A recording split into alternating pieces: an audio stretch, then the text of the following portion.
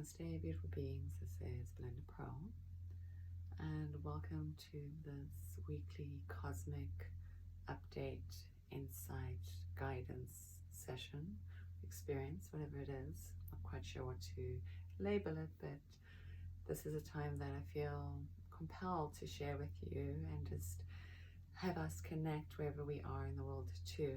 I'll share a little bit about what's happening astrologically so that we can get a clearer idea of the energy that is, for lack of a better word, helping influence us and influence the situations, which also helps create a story. So as we look at the world, we don't look at it with these huge deer in the headlights type of look. We have an idea of what's going on and why we've been ushered in a certain direction. So this is a time for us for sharing. So I'd love to hear from you too. You can always leave a comment below. You can ask me a relevant question to astrology, or to a relevant question of helping all of us as a whole, get through things. So, or any questions that are relevant to the sort of auricular divination of helping us move through these, as people like to call trying times. I've kind of given up on those words. I feel that if we continue to say those words, that we'll continue to create this pattern that we see around us. I'm feeling personally that there's actually something to feel inspired about, that there's something that's waking up humanity and asking you and me to stand to a place of our power and to do the work that we need to do for ourselves so that we can evolve as a whole, as humanity. So I'll give you a little lay of the cosmic land. We have full moon tomorrow. This is a full moon in Aries. Aries is that ram that likes to get things done with his head. He normally likes to be the first one out the gate. That's why he's like the first one of the zodiac sign. So we can always look back 6 months from now too, which was that time of springtime with the ram, the rebirthing. What was going on in your life then? What seeds were you planting? Because it says it takes 6 months for it to grow, and this is a time for us for harvesting. So if we think about what seeds did we sow, and what are we harvesting now? When Jupiter came out of retrograde, there was this question that was poised about what was the wisdom that you had gained through this time. And we'll be revisiting some of these times again, because the energy went sort of backwards in the retrograding phase, if you will, and now we're coming back into this place that maybe we were before or have been before. So now we're going to start to see new things also happening as well. New energies are going to start to change. And there's also this guidance too, is when we head into a full moon, it's time for us to relinquish and release and let things go. Aries is really about the divine spark within you. It's also about your health and your physicality, your physical being, what you've come here to create. So what have you come here to create? And it's at 9 degrees. This 9 degrees, I feel, is there's another aspect with this too, with a star that's in a fixed star that's off the edge of Pegasus wing 2, that creates a little bit of energy around us making possibly bad judgments. So this is a time for mindfulness too. There's a little bit of energy that feels like an elbow in the side too, but coming back to that 9, it's a place of us taking the wisdom that we've gleaned over the last couple of months and now bringing it forward. What's the wisdom that you've gained? What lantern do you want to bring forward? And taking your time too. There's no rushing in it. Also, the 9 shows or feels like it's an ending of a cycle. So something new wants to be reborn inside of you, and the angels are telling me, yes, what is it that you wish to have rebirthed inside of you? So as we go into this full moon energy, we can create space by letting things go, and then be completely open to whatever it is that guidance the universe actually has in store for you. I like this idea. If you make a plan, you can totally make plans, see it the way you want it to be. And then, have you ever seen when a butterfly kind of leaps off a flower and it dances on the wings of the wind and it moves off? That should be your plan. You see it for what it is, and it's beautiful, and it's making like that, but then it just kind of goes on by itself, and even the wind itself will be pushing it and swaying it in whichever direction that it's supposed to land. So maybe that can be your plans. You can have a little bit of easing off on the reins too. We also had a good one this week, was Saturn station to go direct on the 9th too. So this 9 energy of ending a cycle. So maybe Tuesday felt like there's, like you walked into a flat wall. The energy felt like it stood still for a moment. For me, it felt like there was just like this casing, that we were in like a bubble, like an atrium, and we were being watched over, observed in a way of what everything was going on in the world. Kind of felt a little bit surreal.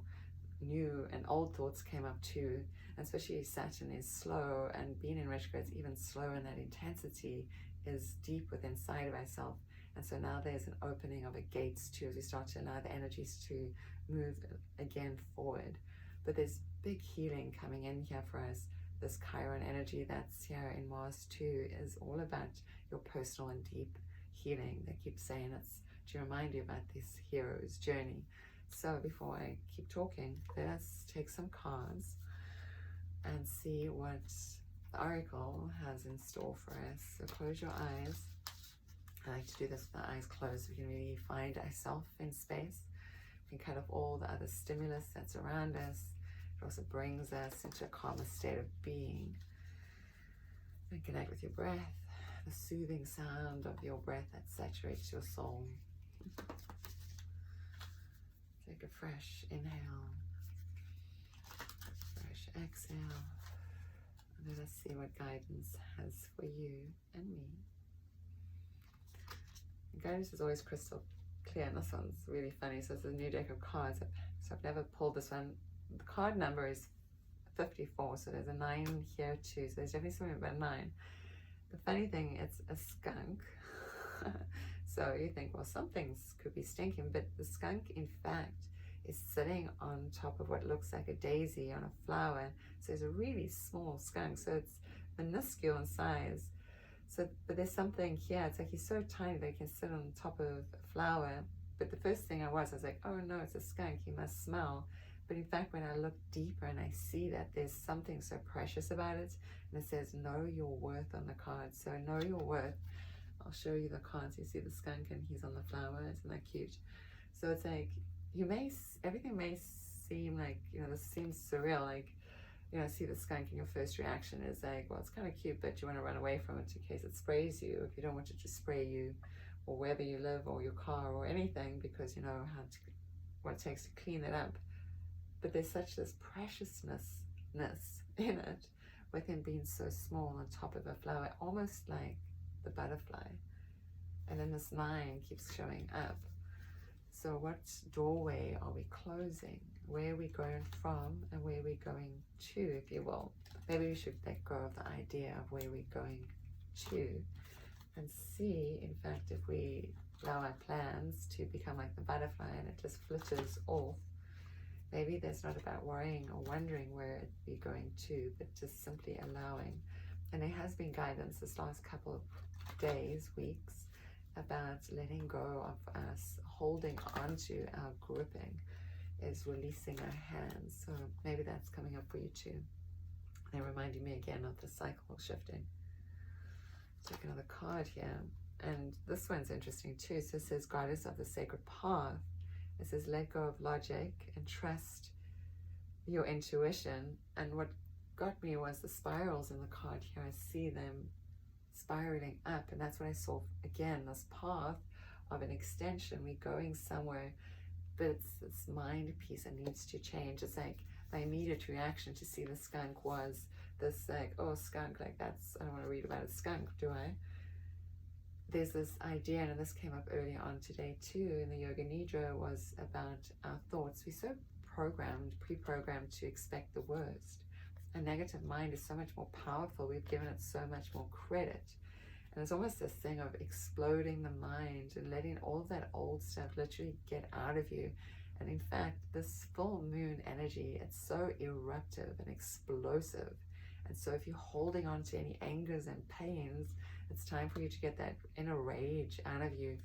Don't inflict it upon another person, or inflict it upon another person, but go out and just stomp your feet and shake your hands and shake your head. Go to a park if you can't do it inside and you're worried that you're going to bump into something. But go outside and just shake it off if you get it out, and see what happens.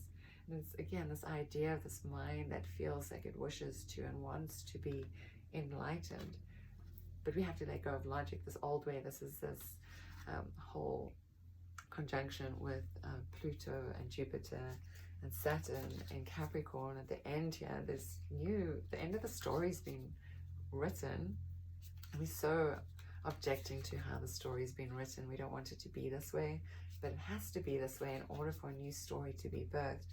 So it says that we're ending a cycle, so we can go through a doorway. Let's take another card just to simply see where we are in all of space and time, how this can help us further our passageway on our path, our sacred path, our sacred reunion with that which is divine. And this is funny because this card, it says trust in here, and it's a desert. And this card, in fact, has come up for me personally. It's the second time those cards are coming up because it's a brand new deck. And there's a moon, but it's a crescent moon, so there's something auspicious with this, but the moonlight is there. But the card itself actually feels very idyllic. It feels very nice. And I did read about this in the book, and it said you may feel like you're in this desert, this place where you're so alone. It seems so like barren, and there's no growth. But in fact, this idea of trust, absolutely trusting, and then it's like the image of the desert, the one that we see, like the skunk that I saw, starts to change. It becomes this beautiful imagery. I see how the moon glows off the sand. It's almost like crystals all around you. And you can imagine that too. So everything that we're thinking, wherever we need healing, this is letting it all go. And even there's a similarity in the colors in these last two cards here too. The skunk is like, how do you value yourself? Stop thinking about your poopy thoughts, if you will, your stinky thoughts, right? It's also, the skunk is like a perfume too. They're telling me the flower has a fragrance. There's a sweetness to it. There's a sweetness to it, right? You've smelled that before. But it's this idea, and he's holding something like in his hands. He's looking at something too. There's something precious inside of you. It's how we look at life. What are we thinking? How we want to change that pattern so we can start to see a different imagery. This was my first thing, and my reaction to the skunk. When I first saw this card, it said trust, and I was like, it's such a pretty picture. And then when I read it in the book, it was talking about this, like, being barren and despair, and I was like, wow, that's so contrasting to what I was seeing. But then I come back to this, and I'm like, I see the pretty picture, and I really wish that pretty picture wishes to be in this world. This is how we're going to change our ideas and our way of thinking. So hopefully all of that made some sense. From my heart to yours, may you always be blessed. Namaste. And again, this is Glenda Pearl. You can always find me at glendapearl.com. Remember to say hello. If you have a question about this reading or about the full moon, please let me know. Again, you can find me at glendapearl.com. Namaste.